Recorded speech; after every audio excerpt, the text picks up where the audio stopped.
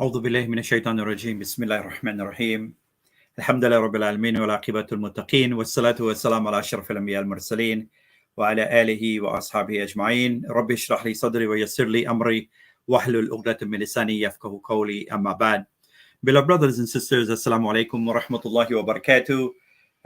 Welcome to our Masjid Al-Wali Chai Chat. I would like to take this opportunity to welcome all of you on Facebook, Twitter, and YouTube. Alhamdulillah, we are days away from Ramadan, and I have with me today as my guest my brother Daniel Farouk, who lives in North Brunswick. He graduated from Rutgers University in 2018 and currently working on a master's program focused on non-profit management and philanthropy at Indiana University. Brother Daniel actually joined YM, which is Young Muslims, the largest national Muslim youth organization in the nation. And he has joined in 2011 and have served as a national coordinator since 2019. So he has been very much involved with the young people for many years, and I am very happy to have him here today. So, Brother Daniel, ahlan wa sahlan, welcome to our program. Assalamu alaikum wa rahmatullahi wa barakatuh. Happy to be here. Inshallah, it'll be fine.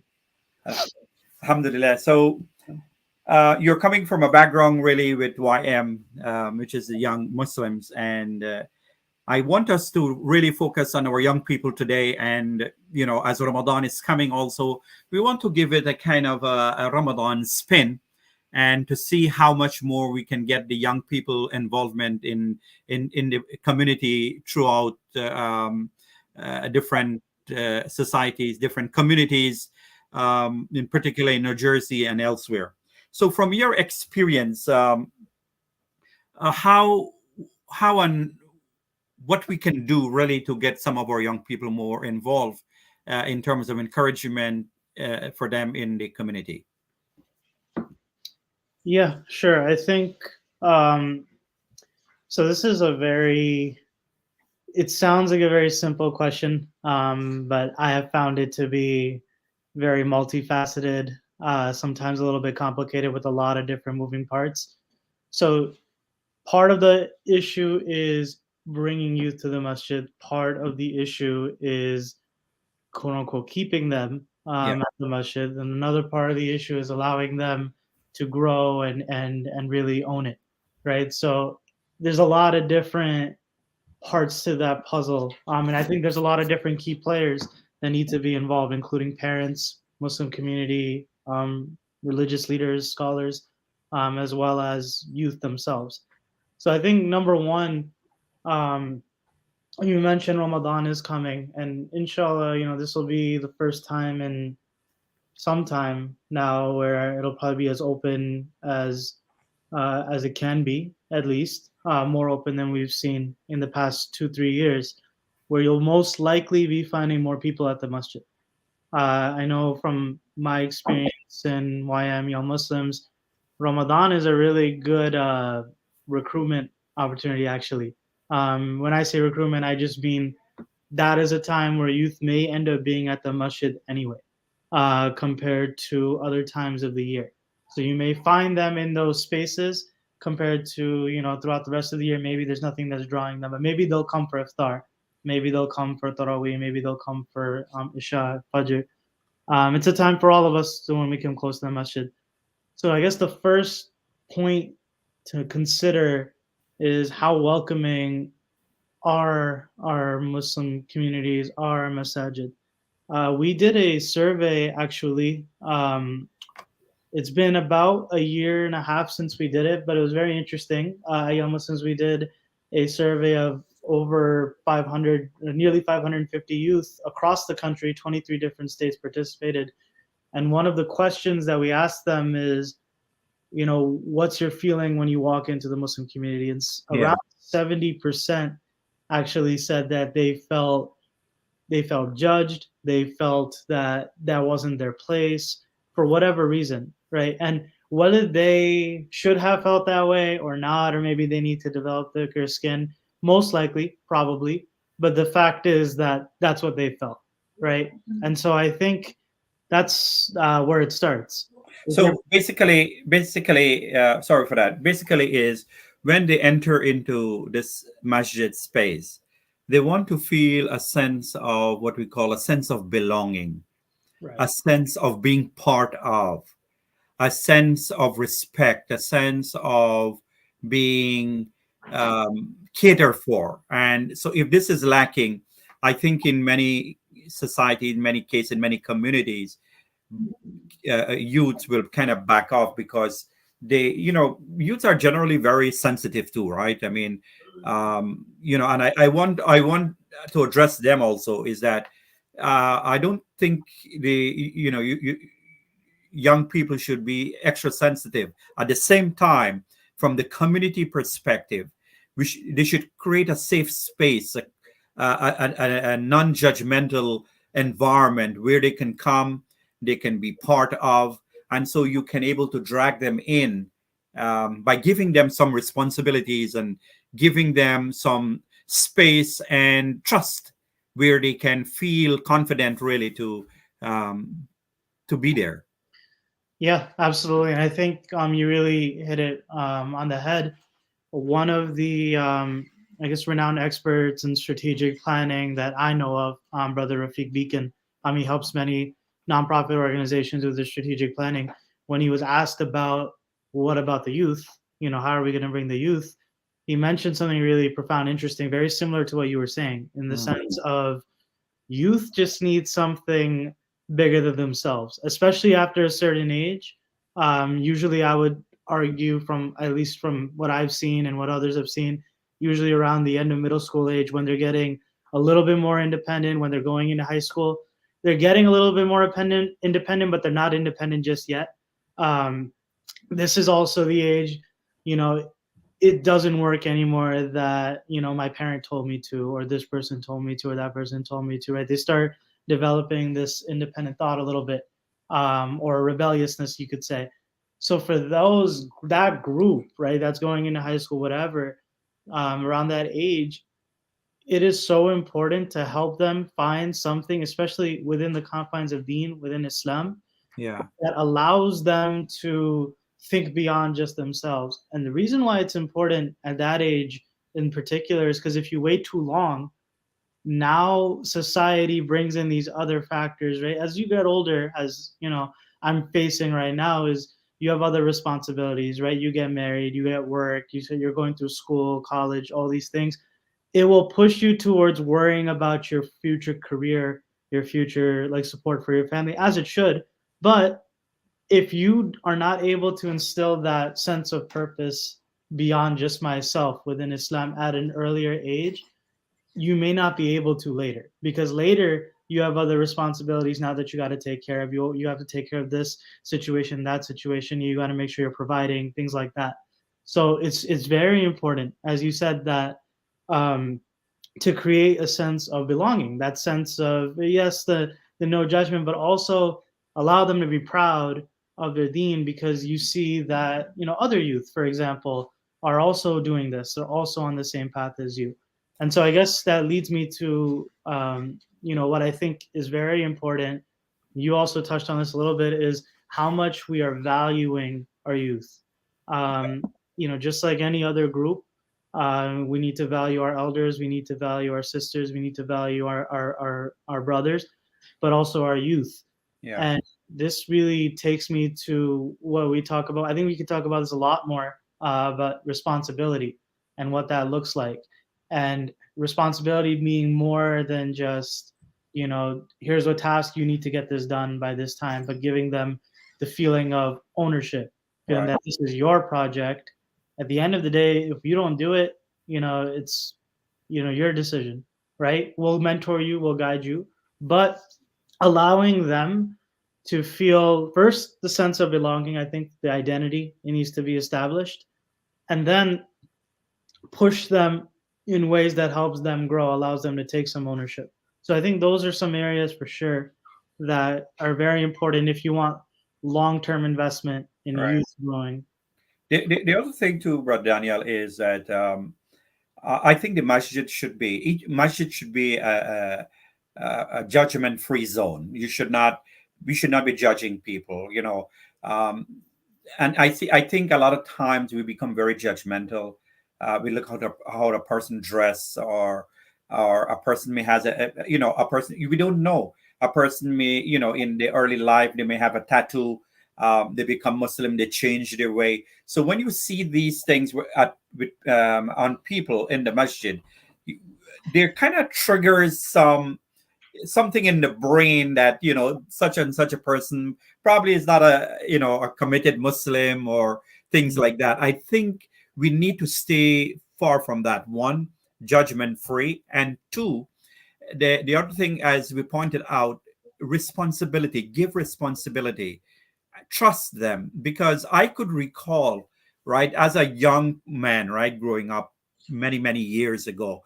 I mean, we were pushed into a given responsibility. Basically, you were pushed there and says, "Hey, get it done." It's not in the end of the world. They would make mistakes. We would make mistakes, but then you're able to build that confidence in the young people, that, hey, I can stand and talk in front of a crowd, or maybe I can deliver, a couple of points of Islamic, um, you know, uh, ethics or understanding to the people in the community. But I think we need to create that opportunity for them, and don't allow those opportunities only for people who are qualified as such. When I say qualified, in a sense, either a sheikh or a mufti or whatever the case, but even to give responsibility to young people to say things in front of the masajid. Yeah, absolutely. And I think there's a happy balance there, right? I mean, um, and to be honest, some of the biggest example of all we can look to is from our Prophet Sallallahu Alaihi Wasallam. Absolutely. And so, just a couple off the top of my head from the Sirah, some of the biggest tasks were given to the young, right? Yeah. The Prophet's cousin Ali radiallahu anhu had the responsibility of laying on the bed of the Prophet sallallahu, In his absence. right, facing near certain death, right, potentially at least, and he was giving that responsibility to someone who wasn't very old at all, Yeah. right? Jafar anhu, he was the one who spoke to the Christian king on behalf of the Muslims, and again, the absence of Rasulullah sallallahu alaihi wasallam. Osama bin Zaid, right, being given the opportunity, or the burden, but also the responsibility of taking charge of the army in that situation, right? And I think one of the keys there is that the Prophet ﷺ found that balance of, he's not going to just command and you complete the task, but he's also not going to leave them on an island, just figure everything out by themselves. There's a happy mentorship that Yeah. can be found, right? And I think we have so much incredible wisdom in our elders, and even those who are maybe not as older but are well into their careers. But you also have this energy among the youth that you can't teach and you can't replace many of the times, right? So I think there's an opportunity there that, yes, like mentor them, show them the ropes, help them understand. When someone makes a mistake, make sure that they understand what the lesson from it is, Yeah. as Prophet ﷺ used to always remind.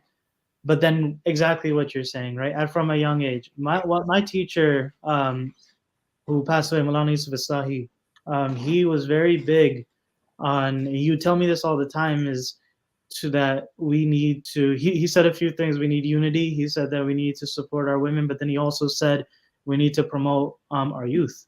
We need our youth to take the lead earlier than what we normally see, right? We don't need them, to get into a place where they're no longer, capable of leading. We need them to lead early, so it's instilled in them. The idea of speaking in front of a masjid or on some podcast or something is something that I've never really felt comfortable with until I got forced to do it multiple Right. times when I was younger, right? And so I think there's definitely a happy medium. The other area I would say is it's a little bit about interest too.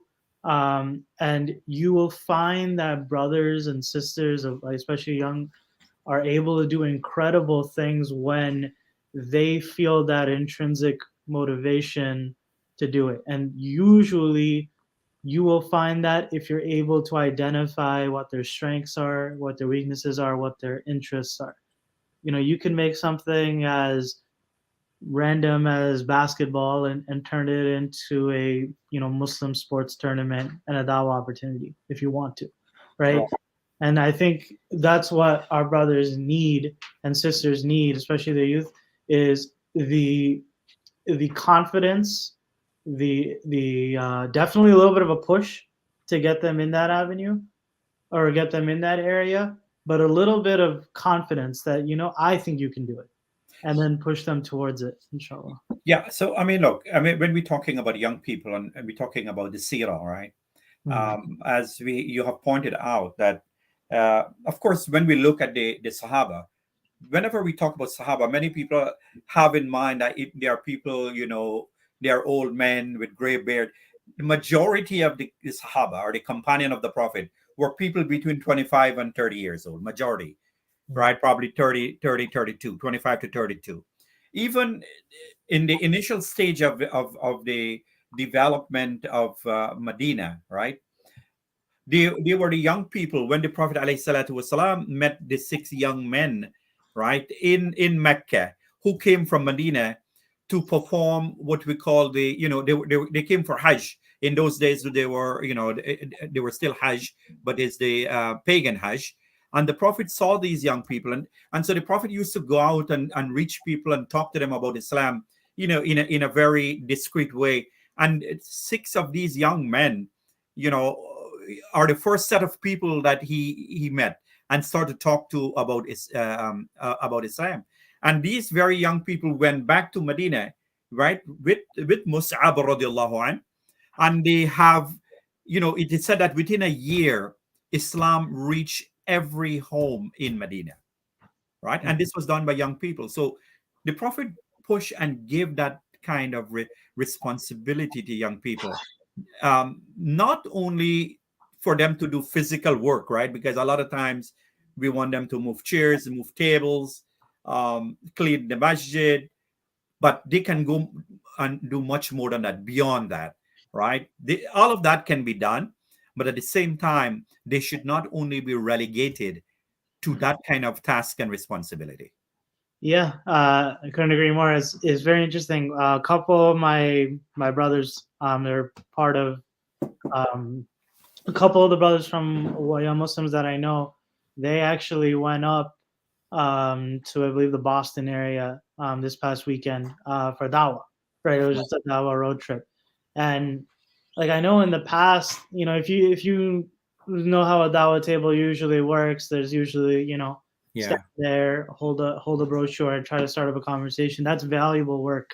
But I found when I was getting some feedback from them on how it went, they told me that one of the biggest things that they realized is that when they started putting their foot down and they started thinking, you know, like, this is good, you know, we're doing this dawah booth, but let's put some extra, you know, flavor on it, right? And getting their creative juices flowing, not just the labor part of it or just being up there and putting the table together and that stuff. Like one of the brothers, a small video of it I saw, he's just literally told, he put a sign that just arm wrestle me and we could talk about, you know, Islam, right? Yeah. And it worked. You know, brothers came and he just is very good at it, mashallah. But he found a creative way to get a conversation going, and that Right. doesn't happen when it's just you need to do this, and this, and like, you know, room for creativity. So Yeah. I think there's absolutely there's needs to be an arena or an area to allow youth to do the work. Absolutely, they need to do the work, right? Um, and at the same time allow their creative juices to flow a little bit towards shaping what that work looks like, obviously within the confines of Quran and Sunnah, but having that freedom, that ability to do something maybe unique, do something maybe different. There's entire institutions and organizations that promote that thought process of leadership training and also creativity building, where youth bring this for other youth. Muslims is one of them. Another one I can say is probably missed. They have their competitions. They allow brothers and sisters to really like work on a project, really, right, and have it presented and compete on the project. I think the more we get those creative juices flowing, the more we're gonna see big impact, big change, big Yeah. growth. As these youth that we're talking about, we talked about having the safe space. We talked about how we need to bring them to the masjid. We need to keep them at the masjid. But really, we should also be thinking in 20, 30-year thought process of who's going to run this masjid, right? Absolutely. Who's going to build on this? So that is where strategic planning, long-term planning comes. How you cater, you should have like a 10, 15 years futuristic plan of how to involve the young people and youth. So we have a couple minutes more remaining. Let's say about 2 minutes more remaining, or 3 minutes. Now that Ramadan is coming, right?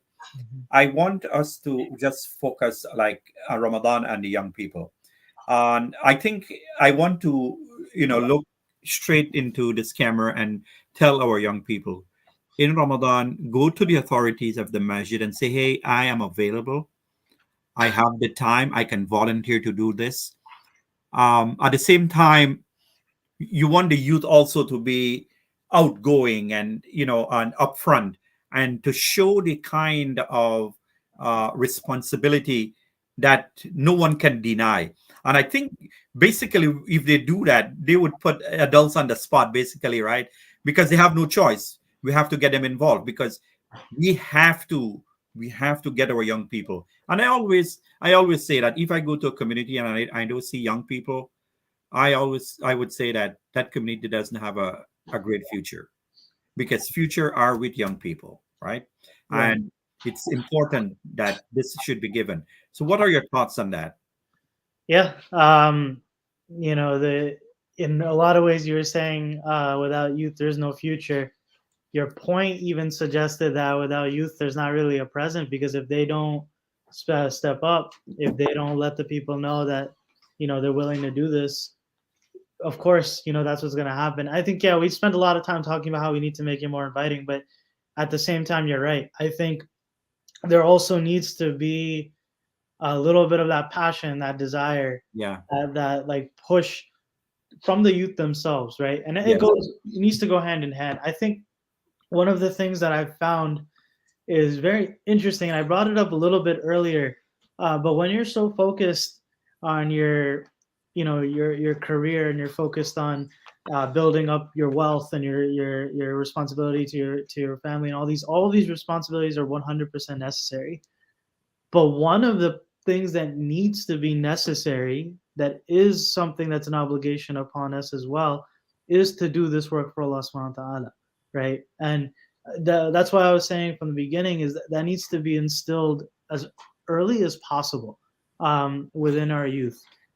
Because once responsibilities pull you in many different directions, then it's hard to build that foundation at that point. Now, in terms of Ramadan, I think there's always so many opportunities within just one masjid alone, right? Everyone does at least one version of their iftars, cleaning up the masjid, preparing for Taraweeh, helping with itikaf. Like, these are all different areas. Of course, things may be different with the limitations and restrictions. I'm not sure what all the massages they're doing just yet, but there's so many ways to support the masjid. I think a lot of it is finding your talent, your skill, and how do you promote that. For example, I'm always happy with many of the central Jersey masajid often have youth leading Tarawih, right? They promote young Hufad. And that's a skill, and it's a very daunting task. It's a very challenging responsibility. But the way that they shine whenever they do that, they open that door for every youth who's out there that, maybe I can do that one day too. Maybe I can serve Allah in this way as well. I know we do that for many massages. Some do just qiyam, and they have the youth lead. So it's good to see. I think for the youth, I would say try to be creative. Right, Ramadan is a time of giving. Ramadan is a time of fasting for sure, but it's also a time of giving. And you will find, again, a lot of youth potentially at the masjid in Ramadan just on the pure basis of, this is the time of the year where most people, alhamdulillah, come to the masjid, right? So you may find connections, you may find people there that are just looking for an answer. They're just looking for something. And it's up to some of the youth to take the lead and be those leaders within that masjid and take that ownership that, you know what, there's a problem out there, I can solve it because I know something that maybe has not been tried Right. at the masjid before. Or even if it's just as simple, and there's honestly nothing wrong with putting yourself at the service of others just for the sake of doing work, right? Maybe it is just helping with babysitting or helping with the parking or something, right? Yes. Yes, Yes. those are menial tasks, somewhat, you could say. But at the end of the day, right, someone has to do it. And that struggle is going to make you better for it. And I think, if we're talking to the youth directly here, I would definitely say that now is as good as time as any. Um, there's no reason to wait. What I found from most of the scholars that I go to or I rely on for advice or my teacher who's passed away at this point is that they didn't wait, right? They started very young. Most of their journeys start, maybe even before double digits of their age. Some of them maybe when they were teens. And there's no age that tells you you can't make an impact. So Right. inshallah, I ask Allah to make all of us those who open the doors of the masjid to allow youth to shine. And I hope the youth have that drive, that desire, that passion to, yes, do every other responsibility that you're working towards, but to include serving Allah subhanahu wa ta'ala as one of them. Inshallah. Jazakumullah khair, Brother Daniel, to come on. And, I hope that Masjid, the Masajid throughout our country and elsewhere are listening, so they can give opportunity to our young people. The young people hope you're listening. Also, go up to the authorities and say, "Hey, I am available. What can I do for the community?" So it's a two-way street that you put the adults on the spot at the same time when you says, "I am available to do whatever you can." Inshallah, I pray that Allah subhanahu wa ta'ala bless all our brothers and sisters and all our young people. So, Brother Daniel, just within 2 minutes, I normally ask some questions to my guests, a rapid round of questions before you go. So, first question to you: who is your favorite reciter and why? Um, Favorite reciter.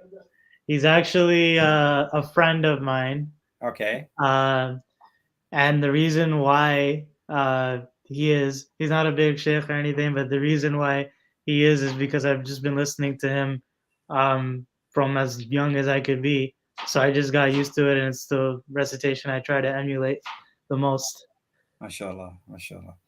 Um, what's one important thing in your bucket list you still need to get done?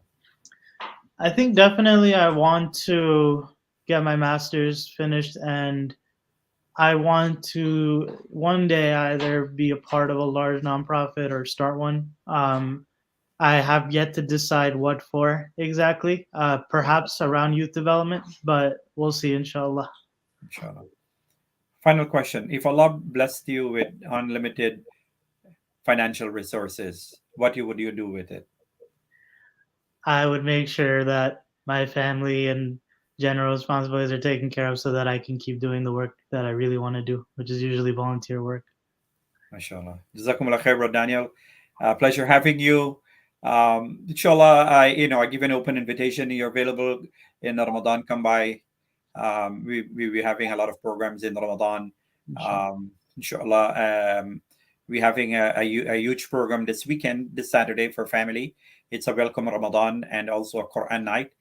We have three of the top reciters in New Jersey: Sheikh Walid Al-Badrawi, Sheikh Nadi Kishk, and Sheikh Fuad Al-Qasas will be at the program, inshallah.